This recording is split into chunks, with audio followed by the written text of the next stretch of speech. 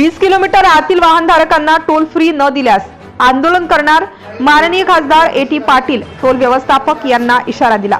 पारोळा येथील माजी खासदार ए टी नाना पाटील यांनी पत्रकार परिषद घेत म्हणाले की अनेक दिवसांपासून काही अंतरावर असलेल्या टोल नाक्यांवर स्थानिक वाहनधारकांची मोठ्या प्रमाणात लूट होताना दिसून येत आहे। या अनुषंगाने त्यांनी पत्रकार परिषदेत घेऊन सदर NHAI अधिकारी यांच्याशी फोनवरती बोलून सूचना दिल्या। टोल व्यवस्थापक यांच्याशी चर्चा करून सदर वाहनधारकांना आधार कार्ड दाखवून टोल फ्री देण्यात यावी, तसेच पासेस द्यावेत या मागणीसाठी माजी खासदार ए टी नाना पाटील यांनी पत्रकार परिषद घेतली होती। सदर टोल फ्री न दिल्यास पुढे ते असेही म्हणाले की आंदोलन करण्यात येईल असाही इशारा यावेळेस त्यांनी दिला। सदर यावेळेस टोल व्यवस्थापन अधिकारी नरेंद्र खैरनार, स्थानिक कर्मचारी चौधरी हे होते। तर पत्रकार परिषदेत उपस्थित मान्यवर सुरेंद्र बोहरा, रवींद्र पाटील, केशव क्षत्रिय, सचिन गुजराती तसेच अनेक कार्यकर्ते यावेळी उपस्थित होते।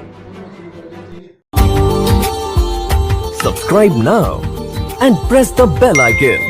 Never miss an update.